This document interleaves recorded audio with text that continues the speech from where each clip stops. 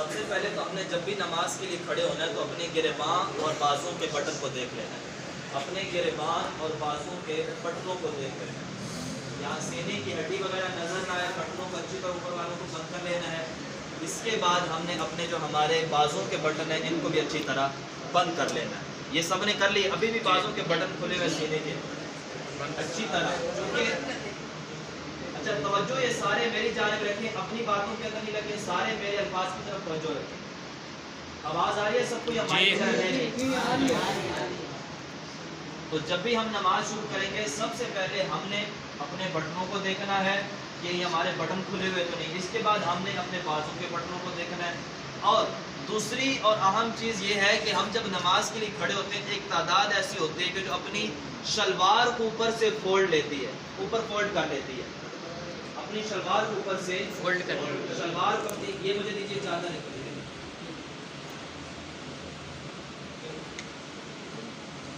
जैसे ये चादर है तो यूं ऐसे कोई चादर, ये अगर शलवार है तो शलवार को ऊपर से ऐसे फोल्ड कर लेते हैं। ऐसे शलवार अगर बड़ी होने की सूरत में बाद लोग ऐसे शलवार को क्या कर लेते हैं, सबको समझ आ रही है जी, सब फोल्ड कर लेते हैं। और एक तादाद वो होती है कि जो पैंट शर्ट पहनती है, क्या करती है, क्या करते हैं, और जो पैंट शर्ट पहनते हैं वो यूं करते हैं कि नीचे से पैंट को यूं फोल्ड करना शुरू कर देते हैं। क्या करते हैं, फोल्ड करना शुरू कर देते हैं। तो ये याद रखिएगा, नमाज के अंदर इन दोनों चीजों की इजाजत नहीं है। नमाज के अंदर इन दोनों चीजों की इजाजत नहीं है। यहाँ तक सबको क्लियर हो गया? ना तो शलवार को ऊपर से फोल्ड करना है, ना ही पैंट वगैरह हो तो उसको नीचे से फोल्ड करना है। बटन वगैरह भी हमारे बंद हो गए, बाजू के बटन भी हमारे अच्छी तरह बंद हो गए, गले के हमारे बटन बंद हो गए, शलवार का हमें पता चल चुका। अच्छा, इसके बाद अगर हमारी शलवार मिसाल के तौर पर बड़ी है, हम शलवार को चूँकि नमाज, अच्छा तवज्जो मेरी जानिब सारे कर लें, ये तवज्जो नहीं कर पा रहे शायद। जब हम नमाज के लिए खड़े होते हैं तो अगर हमारी शलवार बड़ी है, चूँकि नमाज के अंदर ये जो टखने होते हैं जिनको गिट्टा भी कहा जाता है, बेहतर तरीका ये है कि सुन्नत तरीका ये है कि वो नज़र आना चाहिए। अब अगर हम इसको ये चाहते हैं कि हमारा ये नज़र आना शुरू हो जाए, फिर इसका तरीकाकार क्या है? फिर इसका तरीकाकार ये है कि हम अपनी शलवार को वैसे यूं करके थोड़ी सी ऊपर कर लें, शलवार को ऐसे थोड़ा सा ऊपर कर ले ताकि हमारे टखने नजर आना शुरू हो जाए। ना कि अगर शलवार बिलफर्ज ऊपर नहीं हो रही या फिर भी इतनी बड़ी है कि ऊपर करने के बावजूद भी टखने नजर नहीं आ रहे, तो फिर भी इजाजत नहीं होगी कि हम शलवार को ऊपर से फोल्ड कर लें या पैंट को नीचे से फोल्ड कर लें। भले टखनों पर शलवार रहे, नमाज इससे हो जाएगी, नमाज के अंदर कोई मसला नहीं होगा। बेटा ये चश्मे वाले तवज्जो मेरी जानिब करें, सबको आवाज आ रही है जी? इसके बाद हमने अपने पाँव को देख लेना है। क्या करना है, अपने अब सारे सफों के अंदर अच्छी तरह खड़े हो ताकि मुझे पता चले, मैं सबको देखूंगा। अपने पाँव के अंदर हमने सब ने 4 उंगल का फासला रखना है। 4, ये जो 4 उंगलें ना, इनका हमने फासला रखना है कम अज कम। और अगर कोई मिसाल के तौर पर बंदा मोटा है, वो 4 उंगलियों से ज्यादा भी रख लेता है तो मसला नहीं है। हाँ, इतना ज्यादा फासला ना हो कि जो बुरा लगे। जैसा कि कई लोग नमाज पढ़ते हैं, नए लोग, तो वो जनाब टांगों के दरमियान इतना फर्क कर लेते हैं कि पता नहीं चलता कि अल्लाह ताला की बारगाह में ये कैसे खड़ा हुआ है। बेदबी है ये चीज़, अल्लाह ताला की बारगाह में खड़ा। वैसे अगर हम दुनियादारों का हिसाब लगा लें, अगर हम दुनियादारों के आगे जनाब यूं टांगे फैलाकर खड़े हो तो कितना अजीब लगेगा। अल्लाह रब्बुल अनाम की बारगाह में खड़े हो रहे हैं तो हमें देखना चाहिए कि हमारी टांगे कितनी खुली हुई है। एक मुनासिब तरीका, कम से कम 4 उंगलियों का फासला होना चाहिए। अगर बिलफर्ज कोई बंदा मोटा है या किसी मजबूरी के तहत वो 4 उंगलियों से ज्यादा भी रख लेता है तो उसकी भी नमाज हो जाएगी। अब सारे अपनी उंगलियों का फासला देख लें, कितनी उंगलियों का फासला है। अगर 4 उंगलियों से कम है तो इसको 4 उंगलियों के बराबर कम से कम 4 उंगलियों का फासला लाजमी होना चाहिए।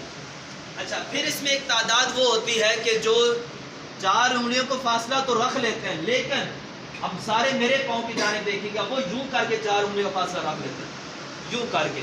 पीछे से उनके पाँव क्लोज होते हैं, लेकिन 4 उंगलियों कहते हैं आगे से हमने फासला रख लिया। तो 4 उंगलियों का फासला इस अंदाज में रखना है कि हमारे जो पाँव हैं वो बिल्कुल सीधे किबले की जानिब है। अब जैसे ये मेरे पाँव सबको नजर आ रहे हैं, इनमें 4 उंगलियों का कम से कम फासला है। कितना फासला है? कितनी उंगलियों का फासला है? कितनी उंगलियों का फासला है? सबको आवाज आ रही है? अब सारे अपने पाँव की तरफ देखें। किसी के ऐसा तो नहीं कि पीछे से बिल्कुल घुटा हुआ है और आगे से जनाब 4 उंगलियों का फासला बना हुआ है।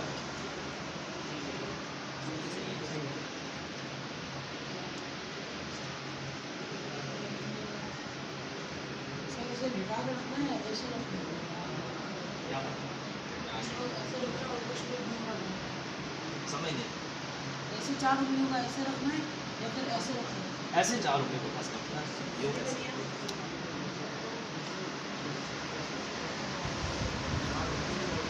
ये तो अच्छा।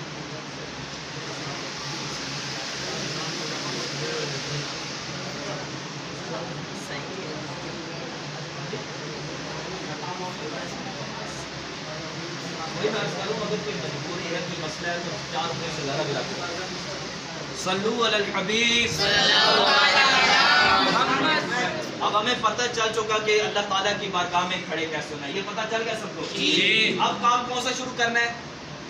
तकबीर तहरीमा, तकबीर उला जिसको कहते हैं, यानी अल्लाह अकबर कहना है। अब ये अल्लाह अकबर कहने का मतलब क्या है? ये सारी दफ़ा मेरी तवज्जो से बात सुन लें। इसका मतलब ये होता है कि जब ये तकबीर कही जाती है, इसके बाद दुनिया के तमाम तर काम हराम हो जाते हैं, यानी दुनिया के तमाम कामों को हराम कर देने वाली तकबीर। अब जब हमने हाथों को उठाना है तो बहुत सारे बंदे होते हैं जनाब, ये जो अंगूठे हैं ना, उनको ये कानों के अंदर जनाब यूं फंसा रहे होते हैं, तो ऐसा नहीं है। और बहुत सारे बंदे होते हैं कि जनाब वो ऐसे बिल्कुल अपनी उंगलियों को पंजों को फैला लेते हैं। ये सब तो समझ आ रही है, ये भी तरीका गलत है। और बहुत सारे बंदे ऐसे होते हैं जो बिल्कुल ऐसे चिपटा लेते हैं उंगलियां और यूं फिर कर रहे होते हैं, तो ये सारे तरीकाकार गलत है। बेहतर तरीका ये है कि हमारी उंगलियां दरमियानी हालत में खुली हों। दरमियाना हाथ जितना होता है उतनी हमारी उंगलियां खुली हों, दरमियाना हाथ जितना होता है उतनी हमारी उंगलियां खुली हों, और ये कानों की लो को हमारे हाथ छू जाए। दरमियानी हालत में उंगलियां खुली हुई हों और कानों की लो को हमारे ये जो अंगूठे हैं ये क्या हो जाए? छू जाए। ये सबको यहाँ तक समझ आ गई जी। अब बहुत सारे बंदे होते हैं जो जल्दी में नमाज पढ़ते हैं या उनकी आदत बन चुकी होती है, वो यूं नमाज पढ़ते हैं आते साथ जनाब अल्लाह, ये जो उनकी हथेली होते हैं या ये नीचे गिरी होती हैं या जनाब ऐसे उनकी अपने चेहरे की तरफ होती हैं, अपने रुखसानों की जानिब या किसी और जानिब होती हैं। तो इसका तरीकाकार ये है कि ये जो हमारे मदीना, तवज्जो मेरी तरफ कीजिए, बेहतर तरीका ये है कि हम जब नमाज पढ़ रहे हो हमारे ये जो हाथों की हथेलियां हैं इनका रुख किबले की जानिब। किस जानिब हो? सारे बोलिए भी, किस जानिब हो? किस जानिब हो? किबले की जानिब। ये जनाब हमने किया, नॉर्मल हालत में हमारे हाथ खुले हैं।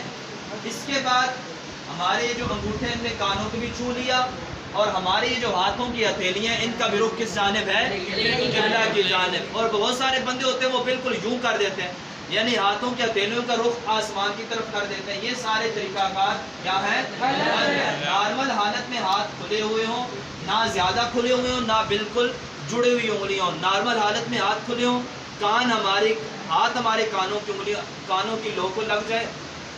इसके बाद हाथों की जो हथेलियां हैं इनका रुख किबले की जानिब हो। ये हमारी तकबीर तहरीमा हो गई।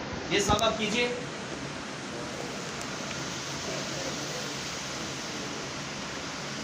मैं देखूंगा मैं सब आप क्या करिए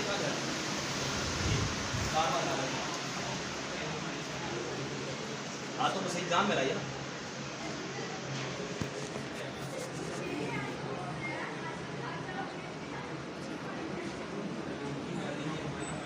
इतना जोर से नहीं, आप नॉर्मल से आगे बढ़ो।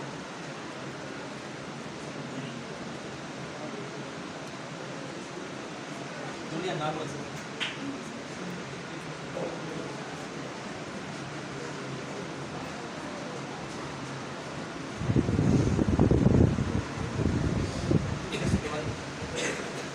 ये आप लोग करें, करते आप लोग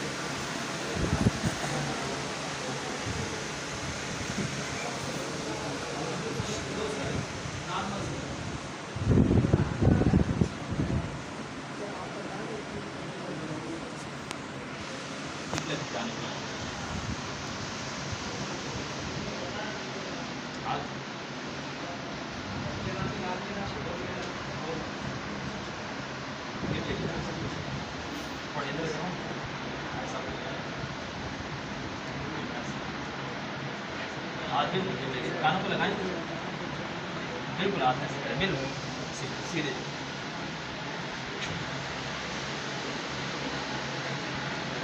सल्लू अलल हबीब। अच्छा, जब ये तरीका बता रहा था, इससे पहले मैंने बताया था जिनके बटन खुले हैं बटन भी बंद कर लें। अभी भी देख रहा हूँ उनके बाजू के बटन खुले हुए हैं और बाजू उनके लटक के यहाँ पर आ रहे हैं, इधर वाले ही बटन खुले हुए हैं। तो बटन बंद करने के बाद, बाजू के बटन बंद करने के बाद फिर ये तकबीर तहरीमा कहनी है। तकबीर तहरीमा किस किस को समझ आ गई है? हाथ खड़ा कीजिए जिस जिसको समझ आ गई। जिसको नहीं बताएं फिर इंशाल्लाह बताएं।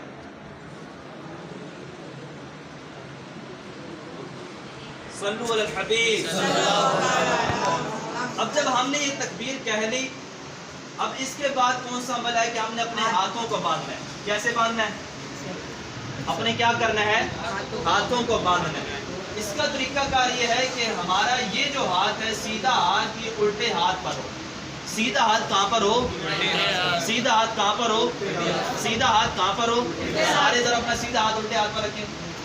रख लिया सब? सीधा हाथ उल्टे हाथ पर होगा और ये जो हमारी चुंगलिया है और अंगूठा, चुंगलिया और ये उल्टे हाथ के जो बाजू है इसके अगल बगल में होगी। ये सबको नजर आ रहा है?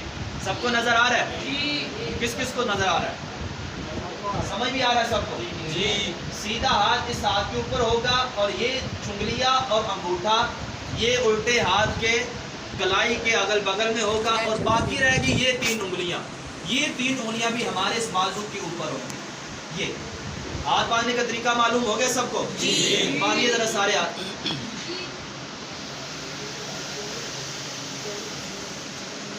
अच्छा, ये अभी बाद में देखो। अब जब हमने ये हाथ बांध लिए, बांधने के बाद कौन सा काम है कि हाथ रखने कहाँ पर है? बहुत सारी आवाम यानी कि ऐसी तादाद भी है कि जो कम इल्मी की वजह से वो अपने हाथों को या तो सीने पर बांध रही है, मर्द हज़रात, या सीने पर बांध रही है या सीने से थोड़ा सा नीचे बांध रही है, या बहुत ज़्यादा अपने हाथों को वो नीचे बांध रहे हैं, या वो जनाब नाक के ऊपर बांध रहे हैं, या बिल्कुल नाक के ऊपर वो बांध रहे हैं।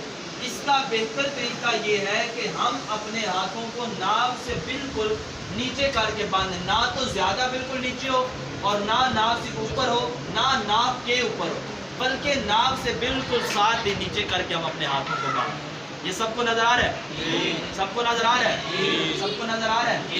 कहाँ हाथों को बांधना है? नाक से नीचे। ये देख लेते हैं। नाक के नीचे हाथ, उंगलियां ऐसे नाक के नीचे।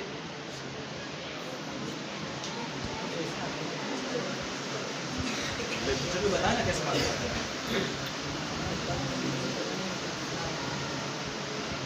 नाक के नीचे जी।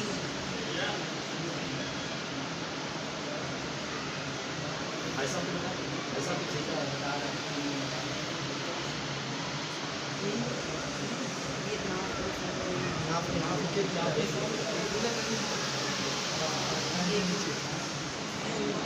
सल्लू अलल हबीब।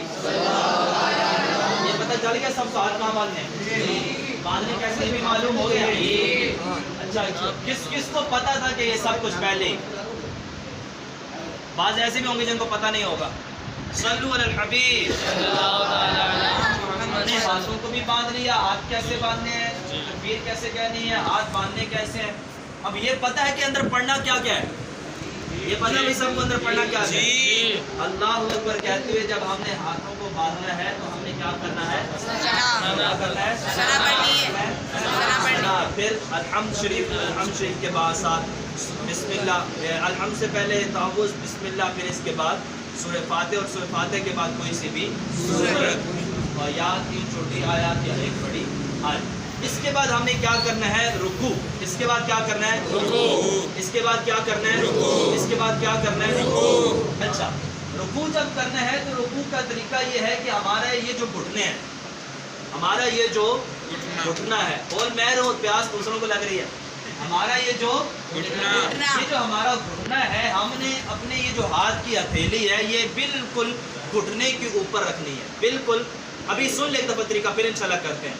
बिल्कुल ये घुटने के ऊपर रखी और ये जो उंगलियां हमारी हैं और अंगूठा वगैरह ये इसके जरिए अपने घुटने को अच्छी तरह पकड़ लेना है, अच्छी तरह पकड़ लेना है। ये हाथों का पता चल गया हाथ कहाँ पर रखने हैं, हाथों का पता चल गया हाथ कहाँ रखने हैं। इसके बाद बहुत सारे तादाद होते हैं जो ऐसे कर तो लेते हैं, हाथ को पहुँचा लेते हैं, लेकिन ऊपर से कमर के बड़े अजीबो गरीब स्टाइल बना रहे होते हैं, कमर के बड़े अजीब अंदाज बना रहे होते हैं। तो कमर हमने ऐसे रखनी है कि हमारा ये जो सर है, हमारे ये जो कमर है, ये दोनों बराबर हो जाए। अब बहुत सारे लोग ऐसे रुकू करे होते हैं, जरा ये गर्दन ऊपर उठाई है या ऊपर से देख रहे हैं या बिल्कुल ऐसे की है गर्दन, तो ये तरीकाकार गलत है। बल्कि बेहतर तरीका ये है कि हम अपने ये हाथों को पकड़ लिया, हमने घुटनों को पकड़ लिया अच्छी तरह, ये हमने कमर अपनी झुका ली अच्छी तरह और हमारा ये जो सर है, ये हमारा सर हमारी कमर के बिल्कुल बराबर हो गया। अब ना तो मैंने ऐसे सर उठाया हुआ है और ना बिल्कुल ऐसे झुकाया हुआ है, बल्कि मेरा ये जो सर मेरी कमर के बराबर है। इसमें अब एक चीज रह जाती है, नजर। नजर हमने अपनी कहाँ रखनी है, नजर। ये किस किस को पता है नजर कहाँ रखनी है, पर नजर रखनी है। जी अब ये सारे रुकू कीजिए। अब नीचे से पाँव का फासला देखते रहना, ये नहीं कि पाँव का फासला वो सब खत्म कर दिया जाए। अब और नीचे गर्दन रखिए कमर के बराबर।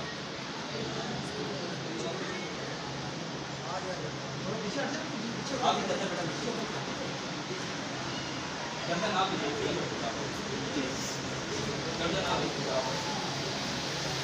यूं नहीं, अच्छा इनकी गर्दन नीचे कराई, गर्दन सल्लू अलल हबीब। अच्छा ये देखा गया है कि बहुत सारे इन्होंने गर्दन ऊपर उठाई है, तो गर्दन मैंने क्या बताया था कहाँ रखनी है, घुटनों पर नहीं रखनी, गर्दन कमर के बराबर रखनी है। कमर कैसे, गर्दन कैसे रखनी है, सर कैसे रखना है, सर कैसे रखना है, कमर के बराबर। बहुत सारों ने सर फिर ऊपर उठाया था, हालांकि मैंने बता दिया कि सर ऊपर उठा के यूं नहीं देखना होता या बिल्कुल नीचे नहीं झुकाना। सर हमारा कैसे हो, कमर के बराबर। एक दफा फिर रुकू कीजिए सारे।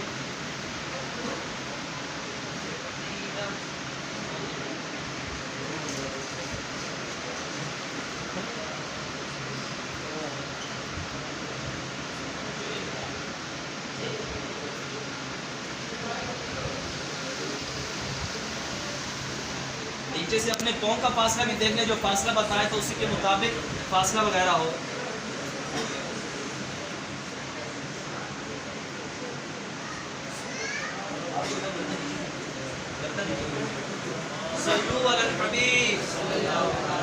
ये था हमारा रुकू का तरीका। अब रुकू के बाद जनाब बहुत सारे बंदे ऐसे होते हैं, अगर बिल फर्ज कभी कभार ऐसा भी होता है कि इमाम साहब जो होते हैं वो थोड़ा रुकू लंबा किया, अब बंदा रुकू के अंदर ही रहता है, ये रुकू इमाम साहब ने छोटा किया, बंदा फिर भी रुकू के अंदर है। इमाम साहब जैसे ही खड़े हुए समी अल्लाहु लिमन हमिदा क्या कि सजदे में गए, वो बंदा उधर से ऐसे होके फिर फौरन सजदे में चला जाता है। तो ये तरीका क्या है, ये तरीका क्या है, रुकू करने के बाद सीधा अच्छी तरह खड़े होना ये जरूरी है। सीधा अच्छी तरह खड़े होना ये क्या है, जरूरी है। सीधा अच्छी तरह खड़े होना ये क्या है, जरूरी है। ये अच्छी तरह सीधा खड़े होना ये क्या है, जरूरी है। ये भी याद रखिएगा कि रुकू के बाद बिल्कुल सीधा अच्छी तरह खड़े होना ये वाजिब है। अगर सीधा अच्छी तरह खड़े ना हुए तो सजदा सब वाजिब हो जाएगा, सजदा करना लाजिम हो जाएगा आखिर के अंदर। समझ आ रही है? तो ये क्या है, रुकू के बाद सीधा अच्छी तरह खड़े होना जरूरी है, वाजिब है। रुकू के बाद अच्छी तरह खड़े होना ये क्या है, जरूरी है। अब एक दफा रुकू में जाइए, फिर सारे सीधे अच्छी तरह खड़े हो जाइए।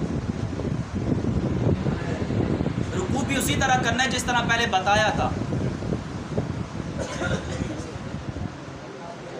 रुकू उसी तरह करना है जिस तरह बताया था।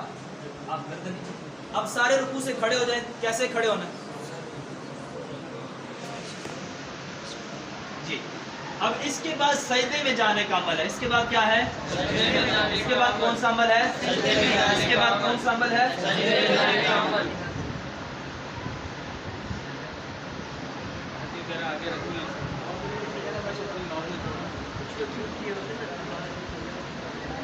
इसके बाद रुकू के बाद क्या है, खड़े होने के बाद इसको कौमा कहते हैं। इसके बाद कौन सा काम है, इसके बाद कौन सा काम है, इसके बाद कौन सा काम है, इसके बाद कौन सा काम है।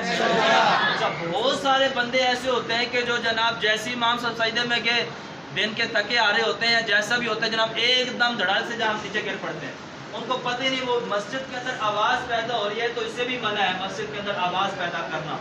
आराम के साथ सुकून के साथ सजदा किया जाएगा, आराम से सुकून के साथ सजदा किया जाएगा। तो इसका एक आसान सा तरीका ये है कि जो चीज़ हमारी ज़मीन के करीब है, जो चीज़ ज़मीन के करीब है, जो चीज़ ज़मीन के करीब है, जो चीज़ ज़मीन के करीब है, उसको हम पहले ज़मीन के साथ लगा लें। उसको क्या करें पहले, उसको क्या करें पहले। अब हमारी सबसे ज़्यादा करीब चीज़ ज़मीन के कौन सी है? सबसे पहले हम ज़मीन पर घुटने लगाएंगे। सबसे पहले क्या करेंगे? सबसे पहले क्या करेंगे? सबसे पहले क्या करेंगे? घुटने लगाएंगे। अब जब हम ज़मीन पर घुटने लगाएंगे, इसके बाद कौन सी चीज़ ज़मीन के करीब है? अभी लगाए नहीं, पहले तरीका कार सुन लें। इसके बाद कौन सी चीज़ है? इसके बाद कौन सी चीज़ है? इसके बाद कौन सी चीज़ है? सबसे पहले हमने घुटने लगाए, फिर हमने हाथ लगाए। हाथ लगाने के बाद कौन सी चीज़ करीब है? हमारा ये चेहरा, हमारा ये चेहरा सारा क्या है? ज़मीन के करीब है। बोलिए, हमारा चेहरा ज़मीन के करीब है। अब चेहरे में कौन सी चीज़ ज़मीन के करीब है? नाक। तो सबसे पहले क्या किया जाएगा? सबसे पहले क्या किया जाएगा? नाक लगाए। इसके बाद क्या लगाया जाएगा? अच्छा, इसमें एक लोग गलती कर जाते हैं कि वो नाक की ये जनाब नॉर्मल सी वो नाक लगा दे तो बस समझे सजदा हो गया। तो नाक की हड्डी ये ज़मीन पर लगाना ज़रूरी है। कि कौन सी चीज़ लगाना ज़रूरी है? कौन सी चीज़ लगाना ज़रूरी है? कौन सी चीज़ लगाना ज़रूरी है? अच्छा, ये हमने जनाब सजदे में पहुंच गए, हमें पता चल गया कि पहले कौन सी चीज़ लगानी है, नाक लगाना है, पेशानी, ये सब हमने लगा लिया। इसके बाद एक तादाद वो होती है कि ये जो हाथ होते हैं हमारे, जब सजदे के अंदर गए, हमने जब हाथ ये ज़मीन पर रख लिए तो वो हाथों को बहुत ज़्यादा खुला करके रख लेते हैं, बल्कि हाथों की ये जो हमारी हथेलियाँ हैं ये हम किबले की जानिब रखें। कहाँ रखें? और इतनी खुली रखें कि सिर्फ और सिर्फ हमारा अंदर सर आ जाए। हमारा क्या आ जाए? सर आ जाए। और फिर बहुत सारे बंदे ऐसे होते हैं जो बिल्कुल अपने हाथों को, ये जो हमारी चीज़ें हैं, बाजू की कलाइयाँ, ये अपने पेट के साथ, करवटों के साथ लगा लेते हैं। तो ये नहीं लगानी होती, ये नहीं लगानी होती। हाँ, जमात के अंदर हो तो फिर अगर ये लग जाए तो मसला नहीं है। दूसरी यहाँ पर गलती ये होती है कि ये जो हमारे हाथों की ये जो कलाइयाँ हैं, इसको ज़मीन पर लगा लेते हैं। तो ज़मीन पर भी इसको नहीं लगाना। और फिर हमारा ये जो पेट है, हमारा ये पेट रानों से जुदा होना चाहिए। ये इस चीज़ को रान बोलते हैं। इस चीज़ को क्या बोलते हैं? हमारा ये पेट हमारी रानों से जुदा होना चाहिए। और हमारी ये जो रानें हैं, हमारी ये पिंडलियों से जुदा होनी चाहिए। बहुत सारे लोग वो घुनू बन के ऐसे जनाब सजदा कर रहे होते हैं, पेट रानों के साथ लग रहा है, राने जनाब पिंडलियों के साथ लग रही हैं, हाथ अंदर को सेड़ी में सजदा कर रहे हैं जनाब। तो ऐसा नहीं है। मर्द का सजदा ये है कि मर्द इस अंदाज में सजदा करे, उसकी ये जो हाथ है ये उसकी करवटों से जुदा हो, हाथ उसकी करवटों से जुदा हो। नमाज के अंदर अगर करवटों के साथ मिल जाते हैं तो मसला नहीं है। वैसे हाथों का क्या तरीका कार है? करवटों से जुदा हो। और दूसरे पे नंबर पे क्या करना है?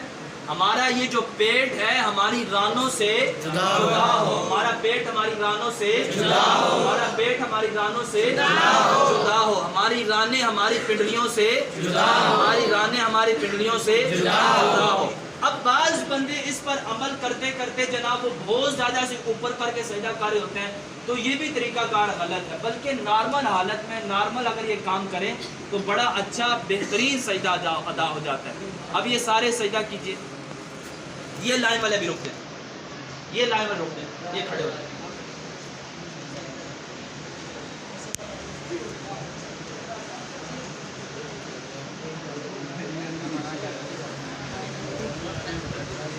अच्छा, मदीना ये जगह तो सजदे से पाँव का बताना रहेगा। ये सजदे में जो गए एक दफ़ा बैठ की बात सुन लें। अब जब सजदे मदीना ये जो सजदे में गए बात सुन लीजिए। अच्छा, जब हम सजदे में जाते हैं तो हम अपने पाँव की उंगलियों का हमारा तरीकाकार क्या होगा? कौन सा तरीका? पाँव की उंगलियों का तरीकाकार तो सुन्नत ये है कि हमारे जो पाँव की पांचों गुनियाँ हैं, इनका जो पेट उभरा हुआ होता है उसको पेट कहते हैं। ये पांचों की पांचों उंगलियां ये जमीन पर लगी हुई हैं। पांचों की पांचों उंगलियां, पांचों की पांचों उंगलियां, पांचों की पांचों उंगलियां जमीन पर ही हमारी उंगलियां लगी हुई हों। सुन्नत तरीका ये है। अगर मजबूरी के तहत किसी की एक आध उंगली नहीं लगती तो ये फिर इसके अलावा है। बकिया पांचों की पांचों उंगलियां, इनके जो पेट हैं ये ज़मीन पर अच्छी तरह लगे हुए हों। तीन लगाना ये वाजिब है, तीन लगाना ये क्या है? दोनों पाँव की तीन तीन उंगलियां लगाना ये क्या है? एक अंगूठा लगाना ये क्या है? फर्ज है। बकिया पांचों की पांचों लगाना ये क्या है? सुन्नत है। बकिया पांचों की पांचों लगाना ये क्या है? जी। अब ये रुकू के सजदा कीजिए।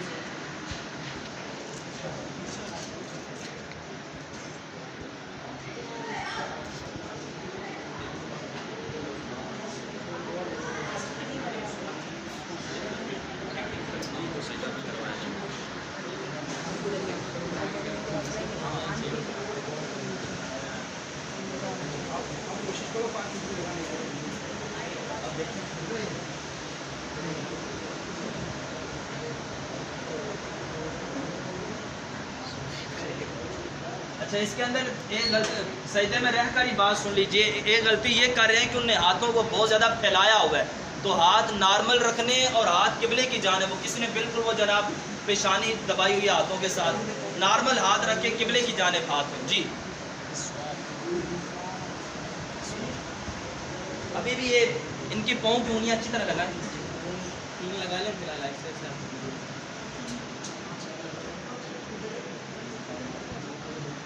सबका जो पेट है वो रानों से जुदा है, सबका पेट रानों से जुदा है और राने सबकी पिंडलियों से जुदा है।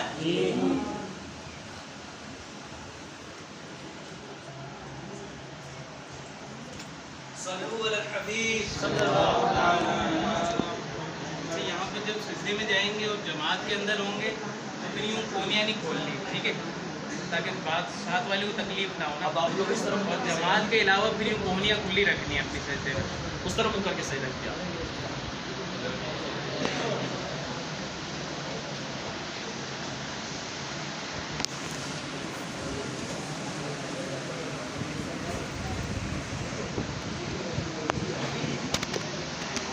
आप इस साइड में जाए, नीचे के ना तीन नहीं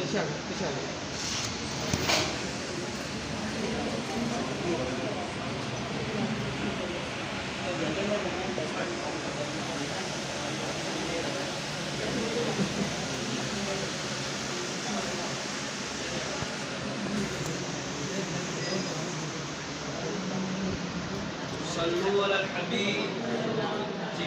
खड़े हो।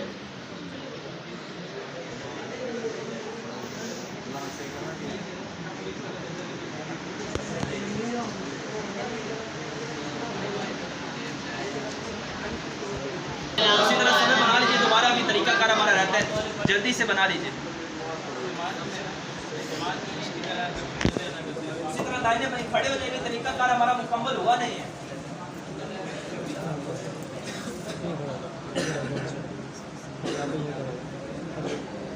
मदीना मदीना, जल्दी से खड़े हो जाइए। अच्छा, अब ये सजदे से उठने का अमल, बहुत सारे बंदे ऐसे होते हैं कि वो जनाब एकदम सजदे से सीधा उठ के पता ही नहीं है जनाब खड़े कैसे होना है। तो इसका भी तरीकाकार ये है कि सबसे पहले जो चीज़ हमारे ऊपर है हम उसको उठाएं। अब सबसे पहले पेशानी उठाई, इसके बाद नाक उठाया, इसके बाद हाथ उठाए, इसके बाद क्या करना है? घुटने उठाना है। हाँ, अगर किसी की मजबूरी हो तो उसकी अलहदा सूरतें हैं। ये सबको पता चल गया सजदे से कैसे उठना है, सजदे से कैसे उठना है। इसके बाद तशहुद के अंदर कैसे बैठना। अब हाँ, जिसको मजबूरी ना हो, अगर किसी की मजबूरी है तो उसकी अलहदा सूरत है। अगर कोई बगैर मजबूरी के भी जनाब वो टेक लगा के ये जनाब ऐसे जनाब वो ऐसे खड़े हो रहे हैं तो ये तरीका गलत है। बल्कि अपने जो हाथ हैं ये घुटनों पर रख के खड़े होना होता है। अपने हाथों को अपने घुटनों पर रख कर अपनी ताकत के साथ क्या होना है? खड़े हो जाना है। अब नीचे बैठ जाए। अब हम तशहुद के अंदर कैसे बैठना है ये सुन लेते हैं।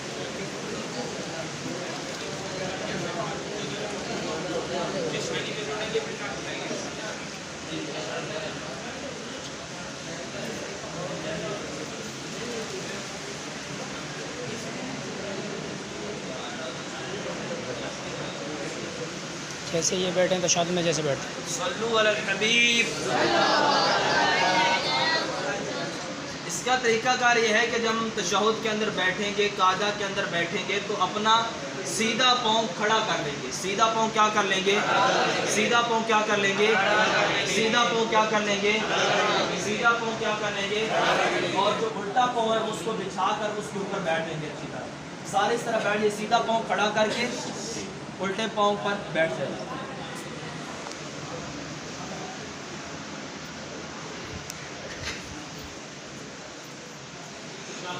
सीधा पाँव खड़ा रखेंगे, इसमें भी उंगलियां लगानी है वही पानी, लेकिन ये उंगलियां लगाना सुन्नत है, वाजिब नहीं है नाइट वाले में। बेहतर ये कि लगाई जाए।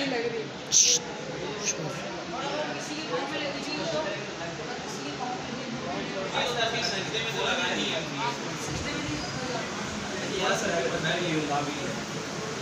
होता है, सर्दियों में उंगलियां फट जाती है। अब ऐसी मजबूरी है तो पहले बैठते हो ना लगाए, लेकिन सजदे में लगाना ये पड़ता है, लगानी पड़ेगी। कम से कम 3 लगा ले ताकि वाजिब अदा हो जाए। सल्लु अलल हबीब। अपना सीधा पाँव खड़ा करके उल्टा अच्छी तरह बिछा कर इस पर सारे बैठ के, अब इसमें एक अमल होता है हाथ रखने का अमल। कौन सा अमल होता है? कौन सा अमल होता है?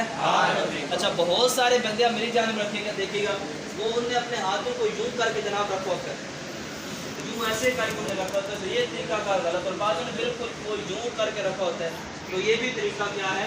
गलत है। बल्कि हमारे जो हाथों के ये जो पोरे हैं हमारे ये घुटनों तक पहुँच जाए, हमारे हाथों के जो पोरे हैं ये हमारे घुटनों तक पहुँच जाए, और ना तो हाथों को बिल्कुल यूं करके रखो ना बिल्कुल यूं करके रखो, बल्कि वही नॉर्मल हालत में हमारे ये जो नाखूनों के नाखून है, हमारे जो पोरे हैं ये हमारे घुटनों तक पहुँच के नॉर्मल हालत के अंदर हमने अपना हाथ यहाँ पर रख लिया।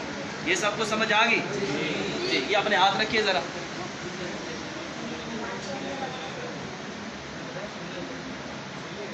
अच्छा, इसके अंदर दूसरी चीज़ होती है नज़र अपनी, यानी कि निगाह कहाँ पर रखनी है, तो निगाह इनको देखने की शायद कर ली, अपनी निगाह कहाँ पर रखनी है? एक दफ़ा सारे करें ताकि मैं देख सकूँ।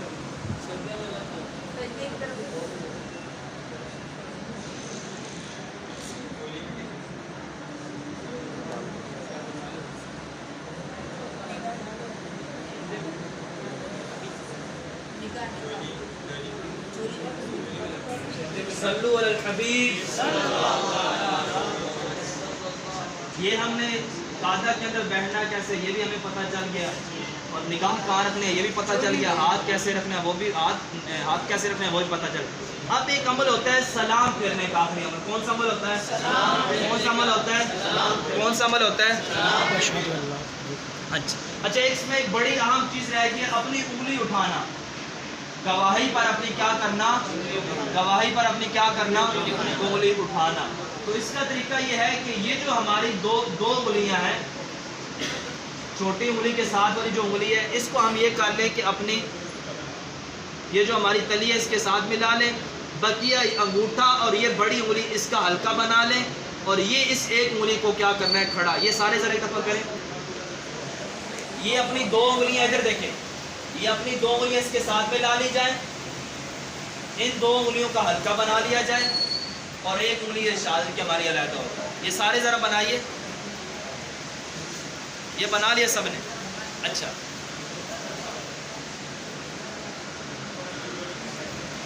इसमें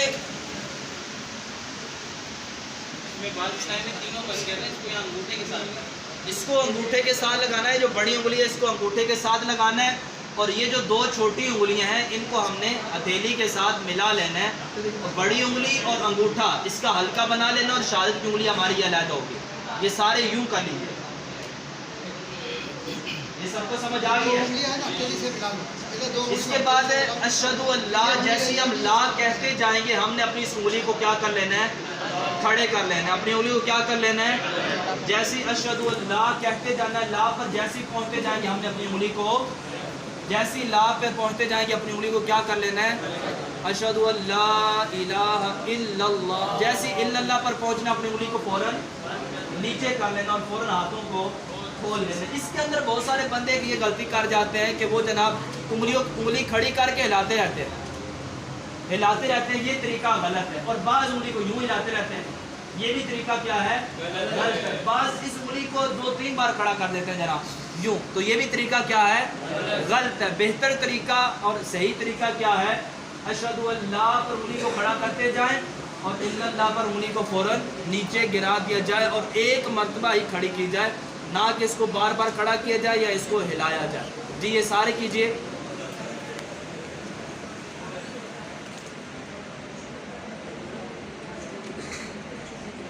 उंगली को हिलाया नहीं, सीधा खड़ी करनी।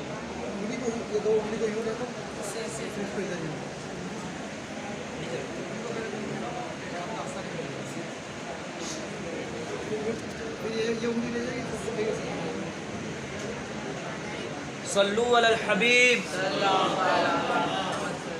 इसके बाद एक अमल है, वो ये है कि अब सलाम फेरना। कौन सा अमल है? कौन सा अमल है? कौन सा अमल है? कौन सा अमल है? अच्छा, जब सलाम फेरते हैं तो बाज़ बंदे जनाब वो सलाम फेर कर उनका ये ज़हन होता है कि हमें पता चल जाए कि आज कौन सा बंदा मस्जिद में आया है। वो सलाम फेरते सर वो सब पर आखिरी सब पे नज़र ले जाते हैं, यूँ अस्सलामु अलैकुम व रहमतुल्लाह, यूँ वो पूरी मस्जिद को इस तरफ से देख लेते हैं और इधर फिरा अस्सलामु अलैकुम व रहमतुल्लाह, वो पूरी इधर से पता चल जाता है कौन कौन बंदा आया है। तो ये करना है कि जब हम सलाम फेरेंगे तो हमारे हम अपने जब दाईं तरफ सलाम फेरे, अपने दाईं जाने वाले जो कंधे है इसकी जानिब निगाह हो, और जब बाईं तरफ हम सलाम फेरे तो हमारे बाईं कंधे की तरफ निगाह। अब ये मेरी तरफ देखने सारे, अस्सलामु अलैकुम व रहमतुल्लाह, अस्सलामु अलैकुम व रहमतुल्लाह। अब मुझे ये सिर्फ अपने अपने ये कंधे ही नजर आए, और जो ये करते हैं अस्सलामु अलैकुम व रहमतुल्लाह, अस्सलामु अलैकुम व रहमतुल्लाह, ये तरीकाकार क्या है? गलत है। बल्कि कहाँ देखना है? अपने कंधे की जानिब देखना है, और जब इस तरफ सलाम फेरना है तो अपने उल्टे कंधे की जानिब देखना है। ये सारे सलाम फेरिए जी, बराबर वाले पे चले भी जाते हैं थोड़े बहुत, उसके इतना मसला है, लेकिन वो जो दूर जी दूसरी तरफ भी सलाम फेरिए। सल्लू अलल हबीब। ये हमारा नमाज का काफ़ी हद तक अमली तरीक़ाकार हो चुका, काफ़ी कुछ हमने सीखा। तो नियत करें कि हमने जो नमाज का तरीक़ाकार सीखा इसी के मुताबिक नमाज को अच्छे अंदाज में अदा करने का। नमाज में खुद जाना, बाद लोग नमाज में खुद जाते हैं तो अब एक रुकन में 3 मरतबा खुद जाने से नमाज फासिद हो जाएगी। तो हर रुकन में 3 से कम मरतबा खुद जाना है। अब लोग यूँ समझते हैं कि भाई यहाँ खुजाया, एक मरतबा हाथ उठा लिया मैंने, ठीक है, एक मरतबा यहाँ खुजाया, एक मरतबा यहाँ खुजाया, एक मरतबा यहाँ खुजाया, मैं समझे एक ही मरतबा खुजाया। एक मरतबा नहीं, ये 3 मरतबा। एक मरतबा कैसे होगा? यहाँ खुजाया, यहाँ पर खुजाया, ये एक ही मरतबा हुआ, क्योंकि मुत्तसिलन मैंने साथ यहाँ पे ही खुजाया, जगह चेंज नहीं, यूज चेंज नहीं हुआ मेरा, तो एक ही मरतबा खुजाना कहलाएगा। और अगर 3 मरतबा को खुजाएगा एक उज़्व में तो एक रुकन में नमाज फासिद हो जाएगी उसकी। और दूसरा है नमाजी के चेहरे की तरफ निगाह करना, नमाज टूट जाएगी। वो छूट जाएगी, 3 मरतबा हो जाएगा, नमाज टूट जाएगी। यानी 2 से ज़ायद मरतबा ना हो जाए।